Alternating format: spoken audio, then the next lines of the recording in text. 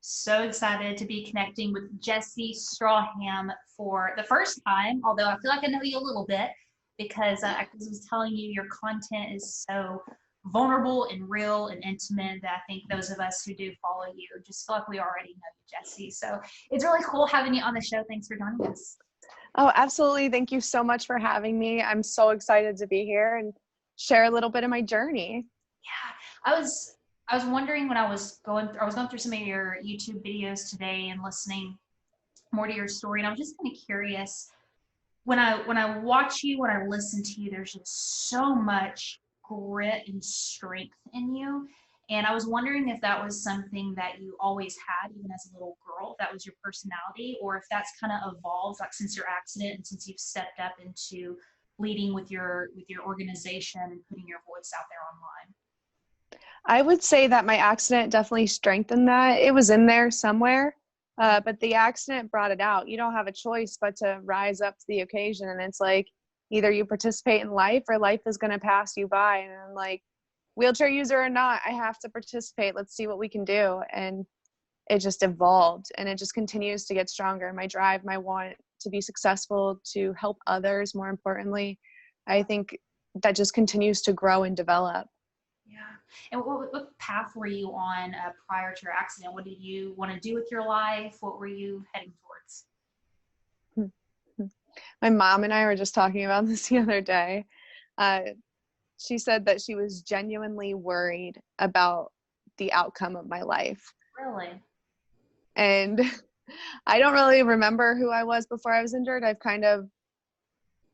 COVID made me address that person. And there was a couple of dark weeks where I was stuck in my mind and I had to go back to who I was. And I feel that I was an ugly, selfish human being. I didn't have an open mind. I didn't care about how my actions would affect others. And, I believe my accident saved me 100%. It saved me from myself. Wow. And how old were you when it happened? 22. 22. So that's a crazy time in life already. Yeah, it definitely. I worked for North and Honest, partied a lot. And I go back and I think about on pay week, how I would run my debit card as credit on Monday just so I had enough gas to make it to payday Wednesday. Yeah. And that overall is kind of a description of how reckless my life was. It was just very fly by the seat of my pants in the moment. No further thought about how my current actions would affect the future me. No care about that either. If someone were to go through what you went through, it would be easy to just, live the rest of your life without having to go online and put out content and be very vulnerable and share all the things that you share. I mean, correct me if I'm wrong, you were doing it within a couple of years of your accident, and the courage that takes and the intention that takes, and the selflessness. So when you're describing yourself as somebody who's just like reckless and kind of living for yourself, and then to switch it just within a few years to where you're putting yourself out there for other people, to help other people internally, what shifted within you to make such a drastic internal change? I lived my first year of my injury kind of trying to continue to be that person. And in reality, not only my body changed physically, but mentally, I started having a shift. And I was just so focused on what I had lost. I had to walk again. And I'd spent my first year doing that. And then I started dabbling in adaptive athletics. And so my second year was spent doing that. And within that came I should probably exercise. I should eat healthy. I'm like, if I'm eating physically, what about mentally? What am I taking in? And I really started practicing the mental aspect of life and paying close attention to my mental diet. What am I consuming? And I noticed that when I'm consuming a lot of this negativity, things like that, it directly correlates to my mood. It's almost immediate. And I didn't realize how much I pick up other energies and things going on around me. And so I actually started every aspect of my life, I just started changing slowly. And I started realizing, oh, my group of friends really, really does determine, what I'm going to do. So I started being around more like-minded people. And I'm 5.5 years paralyzed now. And I feel that I'm doing very, very well mentally, physically, just for myself as a person. And I feel that if I can do this, why can't other people do this? Why are there so many of my fellow community members that are relying solely on government assistance, living at home with their parents, not trying to do anything to change these circumstances? Mind you, I still live at home with my parents, but I pay rent every single month. I have since I got out of the hospital. I still do use government assistance to a point that has since been reduced, which I think is a huge accomplishment. To get your assistance reduced and still be okay, there's for me personally, that's a huge accomplishment, because there's over 50% of the spinal cord injury community relies solely on government assistance for their independence. Yeah. That's And why do you think that is? Because I've had other friends of mine say similar things about their frustration with almost, lack of better terms, like just giving up almost and not pushing a little harder to, I have a friend who says that people assumed he would just never work or have a job. And he was so frustrated that was the assumption. How do we start shifting that dialogue and just helping able-bodied, disabled, everyone just start kind of rising to the occasion like you have? We have to be vocal. We have to put it out there. I recently started acting at the beginning of this year. And so my friend drugged me with her, an able-bodied friend, drugged me to this casting call. I'm the only person with a visible physical disability in the room. And I'm looking around, all these people are beautiful. I'm like, what am I doing here? And then I got a call back. Then they send me to acting classes. Next thing I know, I'm signed. And then I just filmed my first official job for a pilot of a series about a girl in a wheelchair. Like, this is why I started acting. It's something that is actually very available to anybody, able-bodied or not. And my whole, I'm focused on the wheelchair because that's what I use personally. But my whole entire mindset, I want everybody to apply it. You don't have to be disabled to have this mindset of helping people, being vocal about things that you are educated on or research, and living the life that you've always dreamed of. Whatever your goals are, whatever you've always dreamed that you could be, it's absolutely possible. The only thing is, it's not going to be handed to you. You have to work for it. Right.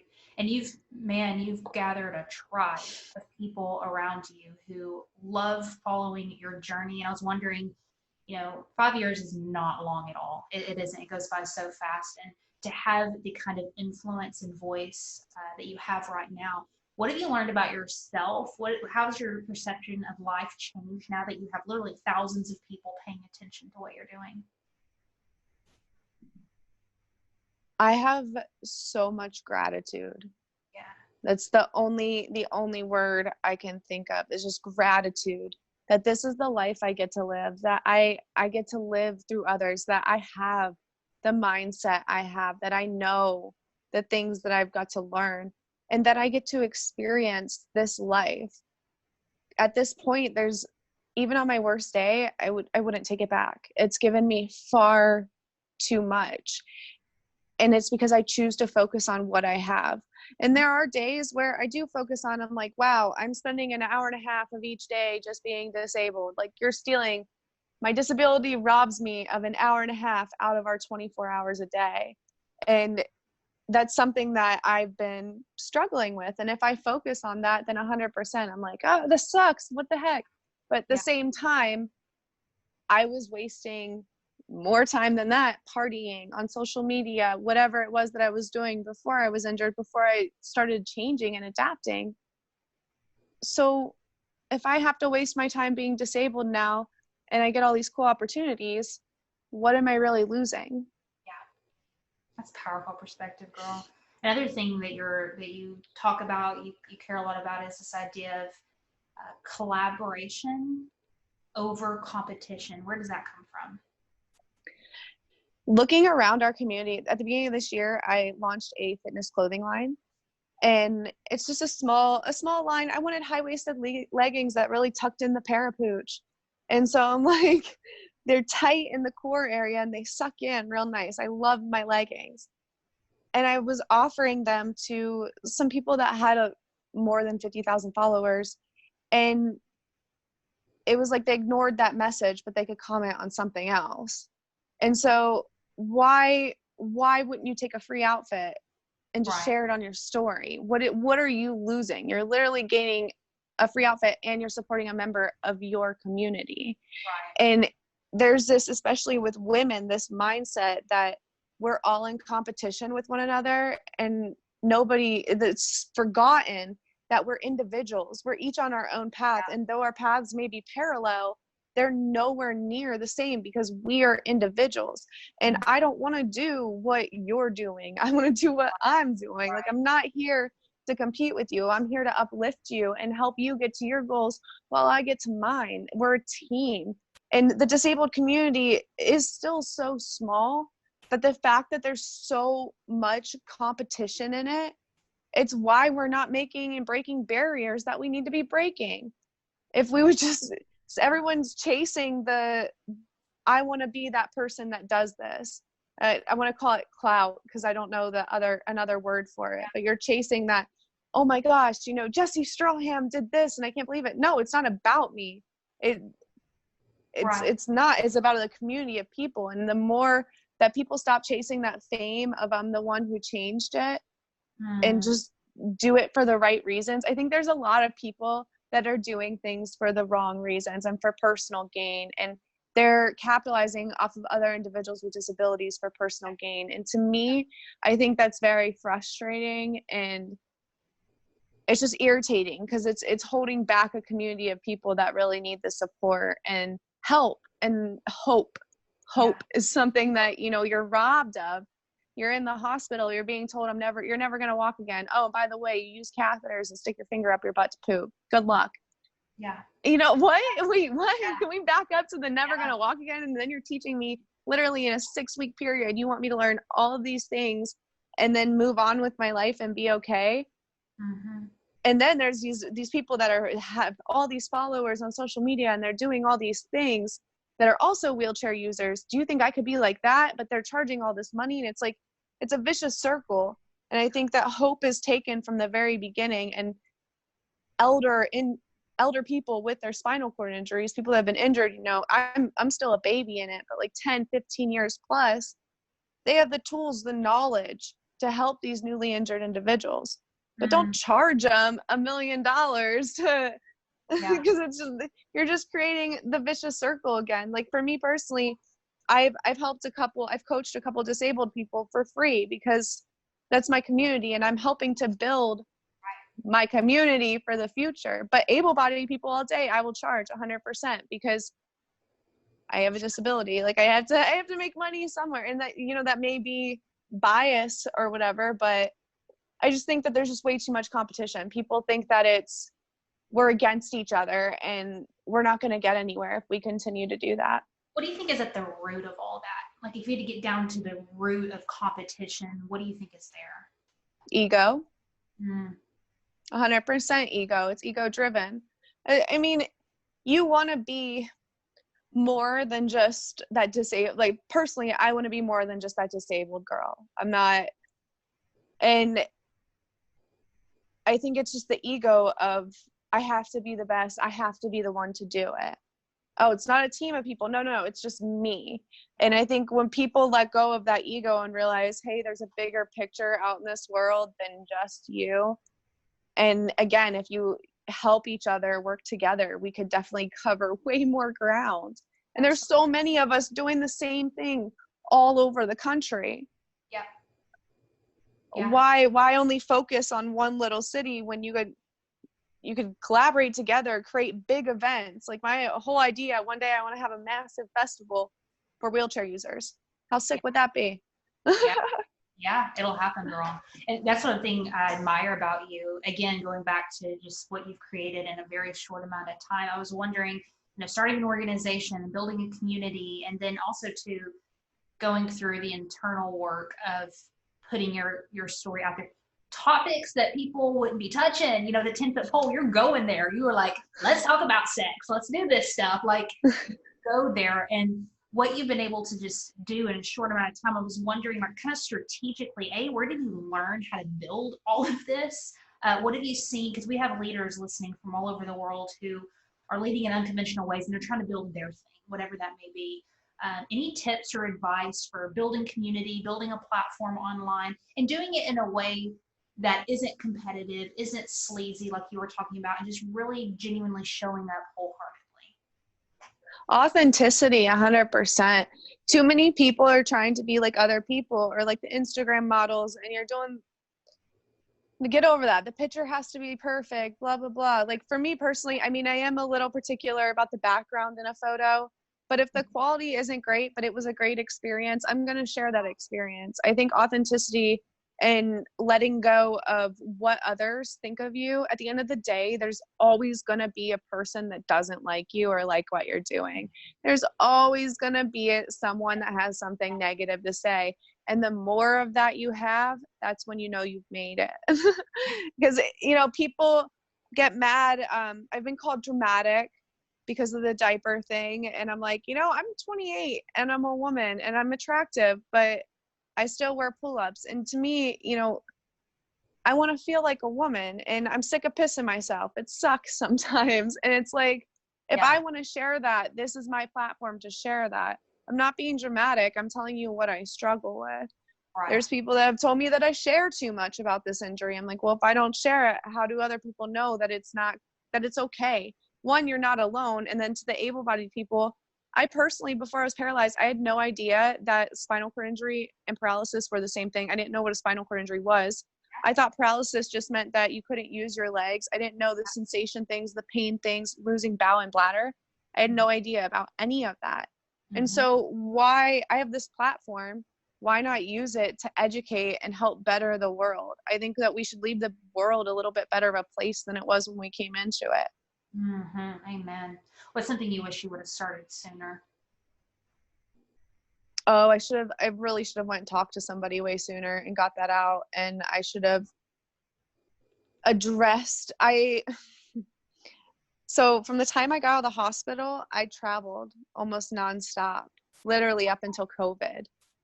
Where were you going? And my first year of injury, it was because I had a boyfriend that lived in Arizona. The second year, it was for adaptive sports. And then the third year, I started curling competitively. So I was traveling for that a lot. And then I started motivational speaking around that time as well. And so literally right before COVID, I had been on a flight, if not 2 flights a week from the end of January all the way through the shutdown. And so I never stopped. I got paralyzed and I never stopped. I never stopped to forgive who I was before I was injured, to address the fact that I'm a paraplegic. And COVID made me stop and really look at who I was as a person, address those demons, be okay with those demons, move on, understand that I'm not that person anymore and it's okay. I'm allowed to grow. I'm allowed to develop. And I think it was giving myself permission to have all of those feelings and know it's okay, know that I'm not broken and that I'm normal for feeling all of these things. And the moment I gave myself permission and I let go of judgment of me and who I thought I should have been, the way I thought I should have lived my life, we hold on to so much judgment. And when someone says that word, they automatically think of towards others. We hold on a lot of judgment to ourselves. And something that has been a huge practice for me is I don't call myself names anymore. If someone else said it to me and it would be hurtful, I do not dare say it to myself at all. Yeah. And I think that's very important. We don't respect ourselves enough. We don't love ourselves enough. And we have to, the person running the show is you, and you have to make time for the self-care, self-talk, pay attention to the way you're speaking to yourself, the energy you're putting out. Mindfulness, being mindful about every word that comes out of your mouth, every idea that runs through your head. I think that's so, so important. And it completely transforms your life. Mm-hmm. How do we start moving past judging ourselves, though? Where do we even begin with that? Acknowledging it, acknowledging the judgments that you're having, and then going a step deeper into why are you having these, addressing that there's nothing you can do to change the past. So acknowledge it, recognize the faults that you see, or whatever it is that you're judging about it, recognize that, and then work to not repeat that. A big issue that we have is we'll recognize it, but then we repeat the same mistake over and over. And I did this with dating, and I've decided just to take a step back from dating and really just focus on me. And it was my entire life, I needed someone there. And I finally am in a place where I don't need someone there. It's practice. It's being consistent with that practice. Just like with your business, you have to be consistent with everything you do. And it's just, the more you practice it, the better you get at it. I'm going on 3 years of working on this, 4 years now. Yeah, 3.5. And it's still, I have slip ups. For the first time in probably 1.5 years, I called myself a name yesterday. And I'm like, oh, why did you do that? And then I got mad at myself for calling myself a name. And so it's not getting caught. You called yourself names when you were younger? Oh, absolutely. And it's just as small as saying you're an idiot. Like, you can't say that to yourself. That's hurtful, and you're creating that. You're going to start believing it. You're told something over and over again, you'll begin to believe it. Wow. What's something that you've grown to really love about yourself through stepping into your my work ethic? Sometimes it frustrates me because I don't make time, but I think that's the most beautiful thing about me. I'm so driven, and I have so many things I want to do, and I want to figure out how to make them all happen. And I just want it. I want my want for life, to be alive. I want all of it. And I feel like I've wasted so much time. I feel like 27 years old was when I really started understanding myself as a person and my goals and getting aligned with what I wanted to do. And I'm like, wow, I wasted 27 years. I can't waste any more. Yeah. And so I'm like, if I work really, really hard for the next 5 years, get through this degree, then I can focus on the rest of my life. If I meet somebody during that time, then maybe I'll consider a relationship. But when people ask, I'm in a serious relationship with me and my goals. Amen, girl. So you could be friends with that one. I have one final question left for you. But before then, I want you to share where people can find you online and a little bit about your organization and what you're building online. Okay. So you can find me at Jesi Stracham everywhere. That's Jesi Stracham. My website's jesistracham.com. I have a store on there. Every t-shirt you purchase, a percentage of the proceeds do go back to Wheel With Me Foundation. That's my organization that helps spinal cord injury survivors with their independence after their injury. There's a big divide between inpatient rehab and when you get home. I would like to bridge that gap to make the transition a little easier. Can you tell me about that? What does that mean? So you're in inpatient rehab, and every single aspect of your day-to-day life is set up for you. Mm-hmm. You have a roll-in shower. You have a PT there to help you transfer. You have the things that you need, nursing staff. You get home, you don't have that. A lot of people don't have bars beside their toilet. They don't have the roll-in shower. And so to make that transition easier, I would like to build a transitional community to help with that, of wheelchair users, teaching wheelchair users how to be wheelchair users. Yeah. I had David Francisco, if you guys have not listened. Oh yeah, he's Heart of a Lion. Yeah, he's so great. And one of the things that he said, or I thought was super interesting, is when you leave the hospital and you come home, like there's no one calling to check on you. Like you have to be intentional, go and like check in with them. And I never thought about that before, because like I guess you're right. Like when you go home, you're like, okay, well, you're on your own now. Figure it out. Yeah. Again, that education piece, just sharing some of that stuff, because well, it creates community as well. And again, we're such a small population. My first thing I tell everyone that's newly injured, join the Facebook support groups. You don't have Facebook, get a Facebook just for the support groups, because that's where I went. I was still in the hospital. I was a week out of my injury, and I was in Facebook support group saying, hey, I just got a T4 injury from motorcycle accident. They say I'm a complete. What does all this mean? What's my life going to look like? And literally thousands of comments from adaptive athletics to people that are working, doing nonprofits, building, then they're building these incredible lives. And I'm like, okay, so I'm going to be fine. And I had that reassurance from the hospital bed in ICU a week out of this thing. And I think that was a big help. And then my mom forcing me to do everything on my own. She would let me struggle for 15 to 20 minutes before she would actually come and help me. And I think that pushed my independence that much further because she forced me to be independent. Are y'all close? Yeah, I mean, I rent the basement from my mom and dad, so we're all pretty close. My sister moved back home earlier this year, and it's nice to have the family together. Yeah, I love that.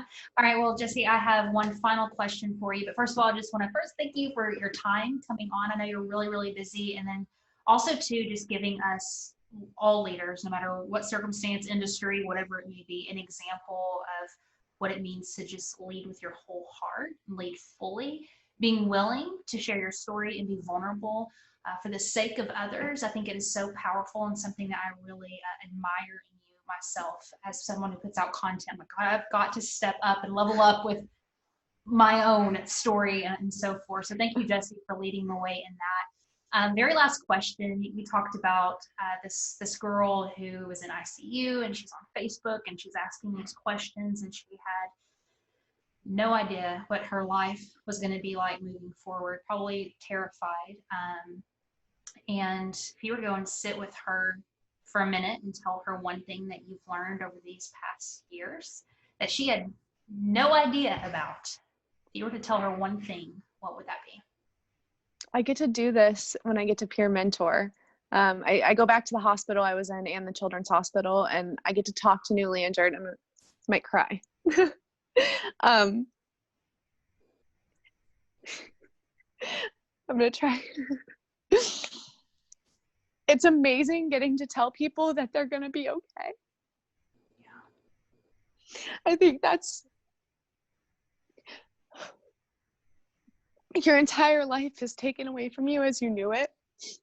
And looking at somebody that's going through what you're going through, that's a beautiful young person, and you're like, you're going to be okay.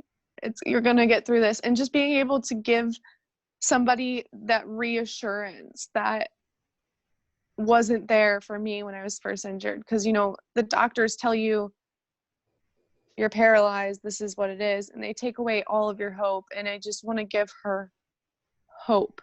And that's really why I do everything I do, is for 22-year-old Jesi in that hospital bed, unsure of what the rest of her life was going to look like.